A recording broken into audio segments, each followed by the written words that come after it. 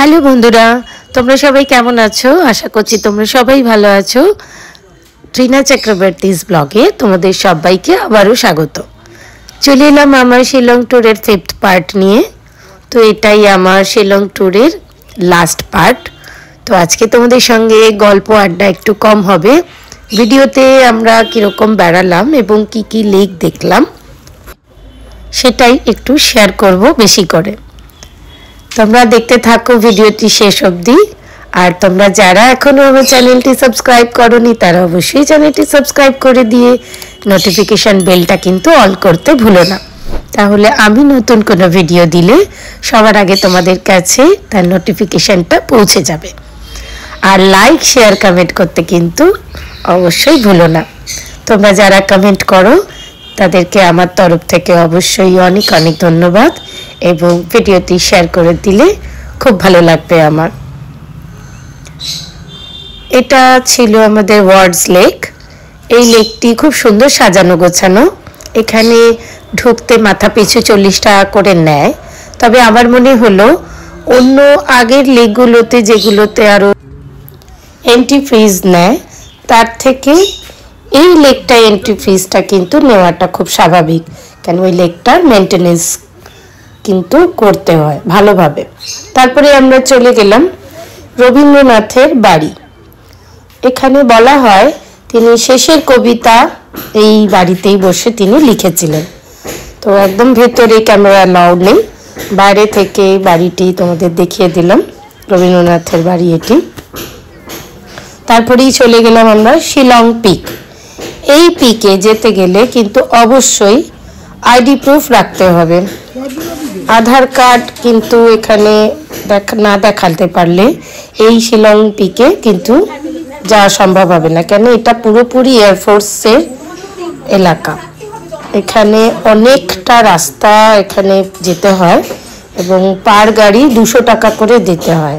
প্রায় 3 কিলোমিটার মতো ভেতরে ঢুকতে হবে মেন রোড থেকে গাড়িতে করে, আবার ওখান থেকেই গাড়ি করে বাইরে তোমাকে নিয়ে আসবে। ওখানে গিয়ে কুপন কাটতে হয় পার গাড়ি 200 টাকা করে। তারপর আমরা ওখানে গিয়ে খাসি প্রজাতির যে ড্রেস রয়েছে সেগুলো আমরা পরেছিলাম। খুব আনন্দ হচ্ছিল। এই শিলং পিকটা কিন্তু খুব সুন্দর, অনেকটা এরিয়া জুড়ে। এটা কিন্তু অফবিটের মধ্যে পড়ে। অনেকেই শিলং ট্যুর যায় কিন্তু এই পিকটাকে কিন্তু সবাই দেখে না। কিন্তু আমরা অবশ্যই খুব আনন্দ করেছিলাম এবং আমাদের খুব ভালো লেগেছিল। তো যারা শিলং ট্যুর করবেন তারা এই পিক কিন্তু অবশ্যই নিজেদের ট্যুরে অ্যাড করবেন। আমরা নিজেদের মধ্যে সেজে গুজে আমরা খুব মজা আনন্দ করছিলাম। জানি না আপনাদের ভালো লাগবে কিনা। আমরা এইভাবেই এনজয় করে থাকি, গ্রুপে যাই আর এই ধরনের পোশাক পরে আমরা খুব আপ্লুত ছিলাম। পোশাকটি আমাদের প্রত্যেকের জন্য 100 টাকা করে নিয়েছিল, তো কোনো সময়সীমা ছিল না। তোমরা ছবি তুলতে আনন্দ করতে যতক্ষণ এই ড্রেসটা পরে থাকো কোনো অসুবিধা নেই। এখানে দিয়া রানী অনেক ছবি তুলেছে। তো তারপর আমরা আমাদের এখানে পোশাকগুলো পরে খুব মজা করছিলাম।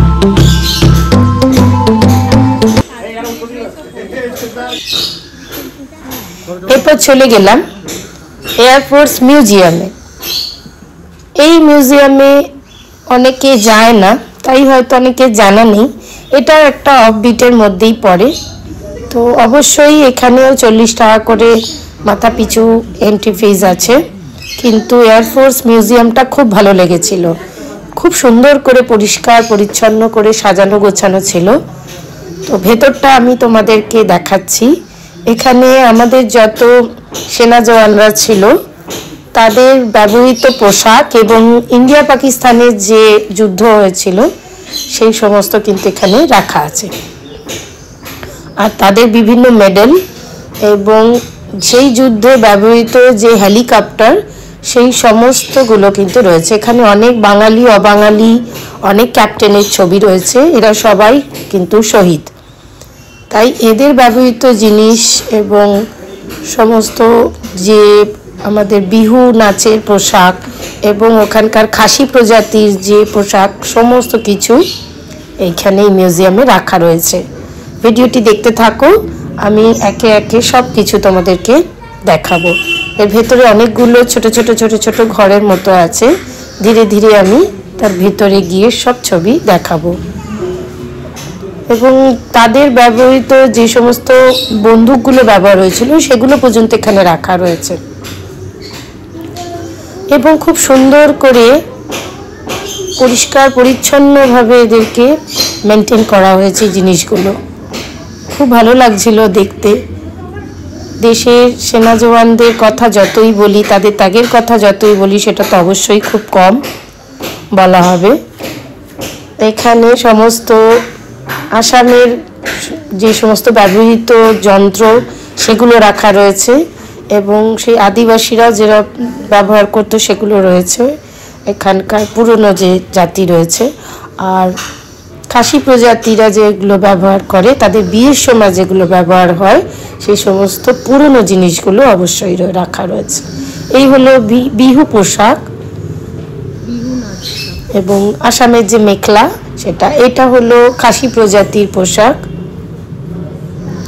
এবং তাদের ব্যবহৃত যে সমস্ত বাসনগুলো ব্যবহার হয় এবং বিয়ের সময় বিশেষত সেইগুলো রাখা রয়েছে।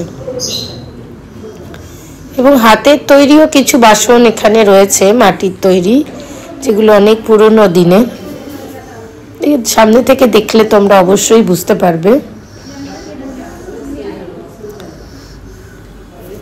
তাদের খাসি প্রজাতির বিয়ের সময় যে পোশাক ব্যবহার হয় সেইগুলো এবং এখানকার আসামের যে ট্র্যাডিশনাল পোশাক সেইগুলো সব কিছু এখানে মিউজিয়ামে সুন্দর করে সাজানো রয়েছে। সব তো তোলা সম্ভব হয়নি, কিন্তু যতটা সম্ভব হয়েছে আমি তুলেছি। এবং প্রাচীনকালের ওখানকার যে সমস্ত দেবদেবীদের মানা হতো তাদেরকে এখানে এইভাবে রাখা রয়েছে এবং তাদের ব্যবহৃত মুখোশ এবং এইগুলো হলো হ্যান্ডমেড বাসন। এগুলো অনেক পুরনো, এগুলো সামনে থেকে দেখলেই বুঝতে পারবে। ভিডিওটায় কতটা বুঝতে পারছো জানি না। আর এই ছিল সেই হেলিকপ্টার যেটা কিন্তু ভারত পাকিস্তানের যুদ্ধের সময় ব্যবহার হয়েছিল। এবার আমরা এখান থেকে বেরিয়ে যাব, আমরা একটু মার্কেটে যাব। তো আমরা পুলিশ বাজারের ভেতরে যে মার্কেটটা রয়েছে সেই মার্কেটটা আমরা একটু ঘুরবো এবং ওখানে এত লাইটিং করা ছিল যে বলে বোঝাতে পারবো না, তোমরা আমার আগের ব্লগে দেখেছো। এবার আমরা ভোর ভোর পরে 3-4টের সময় বেরিয়ে পড়লাম, একটু গল্ফ গ্রিনের দিকে যাব। দেখা যাক যদি একটু বরফ দেখা যায়, যদিও আমরা এসেই আমরা দ্বিতীয় দিন বরফ দেখতে পেয়েছিলাম, আমার আগের ভিডিওতে তোমরা দেখেছো। আর কিন্তু গল্ফ গ্রিনে গিয়ে আমরা বরফ দেখতে পাবো কিনা জানি না। তাও আমরা ভোর ভোর বেরিয়েছি, প্রচণ্ড একদম হাড় কাঁপুনি ঠান্ডা, তার মধ্যে রাস্তায় কেউ কোথাও নেই। এখন চেষ্টা করেছিলাম যে আমরা বেরিয়েছি স্নো দেখতে, শিলংয়েও আছি। গল্ফ কোর্সে শুনেছি বরফ পড়ে, গিয়ে দেখি কতটা কি বরফ পড়ে। মানে কনকনে ঠান্ডার মধ্যে কেউ কোথাও নেই, আমরা চারজনে মিলে চলেছি দেখতে। তো বরফ আমরা সেইভাবে খুব একটা দেখতে পাইনি, গল্ফ গ্রিনটা দেখে তারপর আমরা চলে এসেছি। তারপর আমরা একটু বেলার দিকে আবার মার্কেটিং করতেই চলে যাব। যখন রোদ্দুর উঠলো তখন আমরা একটু মার্কেটে গেলাম। এখানে মার্কেটে প্রচুর জিনিস পাওয়া যায়, কিন্তু সস্তায় একেবারেই নয়। যারা মনে করবেন শিলং বেড়াতে আসবেন ঠিক আছে, কিন্তু এই মার্কেটে ট্যুরিস্টদের জন্য কিছুই কমে আপনি কিছু পাবেন না, বার্গেনিং প্রচুর করতে হয়, তারপরেও খুব একটা সস্তায় কিছু পাওয়া যায় না। এখানে প্রচুর দাম, একটা ছোট থেকে ছোট জিনিস কিনতে গেলেও এখানে 200 থেকে 300 এর নিচে কিছু পাওয়া যায় না। আমরা অনেক মার্কেট ঘুরে দেখছিলাম যে কোথায় কি একটু সস্তা পাওয়া যায়। লাস্ট দিন আমরা একটু কেনাকাটা করছি, এখন আমরা লাঞ্চে যাব, তারপরে কি হচ্ছে আস্তে আস্তে দেখতে থাকুন। আজকে আমাদের শিলংয়ের শেষ দিন। আমরা এখন লাঞ্চ করতে যাচ্ছি, একটু কেনাকাটা করলাম, মার্কেটটা ঘুরে দেখলাম, খুব এনজয় করছি। আপনারা দেখতে থাকুন।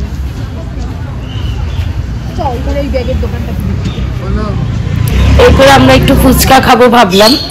পাহাড়ের ফুচকা আমার অনেক জায়গায় আমি পাহাড় গেছি, সেখানে অতটা ভালো লাগেনি, কিন্তু এখানের ফুচকাটা আমার খুব ভালো লেগেছে। জলটা এত সুন্দর পুদিনা এবং টক দুটো মিশিয়ে করেছিল, আমার খুব ভালো লেগেছিল। যদি আমরা খুব বেশি খাইনি, খুব অল্পের ওপরই খেয়েছি, কিন্তু আমাদের ভালো লেগেছিল এবং যথেষ্ট ঠান্ডা ছিল, কেন ওয়েদারটা একটু মেঘলা ছিল। তো সেখান থেকে আমরা ফুচকা খেয়ে আবারও ভাবলাম যে কতটা কি বাইরে বেড়ানো যায়। তো সেই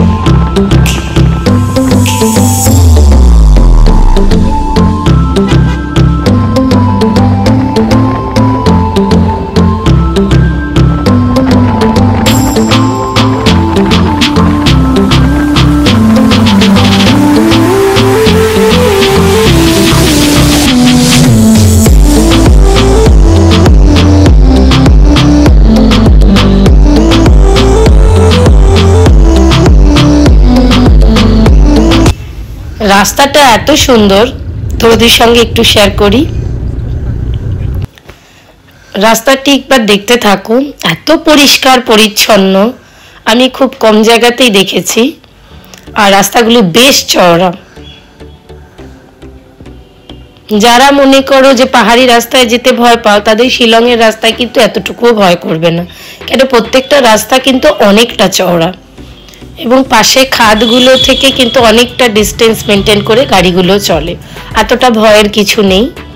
চারিধারটা কিন্তু সবুজে সবুজ এবং মানে বিভিন্ন রকমের পাহাড় কিন্তু এই শিলংয়ে তোমরা দেখতে পাবে। রাস্তাটি দেখতে থাকো, সত্যি খুব অপূর্ব।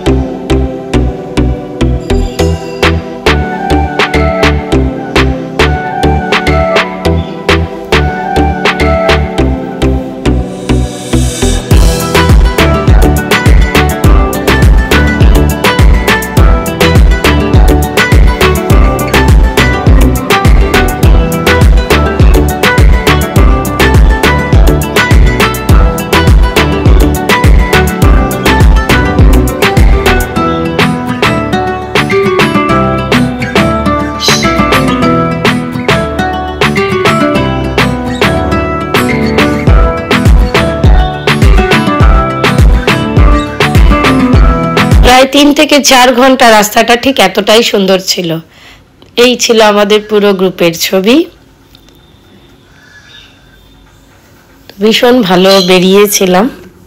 তোমরা কারা শিলং ট্যুর করেছো অবশ্যই কিন্তু কমেন্টে জানিও, আর যারা শিলং ট্যুর করতে চাও তারাও কিন্তু অবশ্যই কমেন্টে জানিও। আজকে বছরের শেষ দিন, আমরা গুয়াহাটি স্টেশনে। এই ছিল আমাদের জার্নি। Bye bye. আজকে নতুন কোনো ব্লগ নিয়ে শিলংয়ের পুরো ট্যুর কমপ্লিট হলো। আমরা গুয়াহাটি স্টেশনে চলে এসেছি।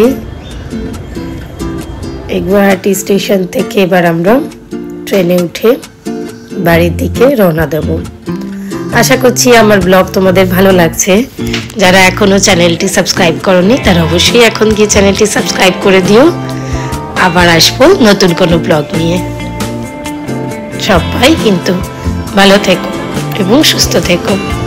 আর যারা আমাকে কমেন্ট করছো, লাইক শেয়ার করছো, তাদেরকে আবারও জানাই আমার তরফ থেকে অনেক অনেক ধন্যবাদ।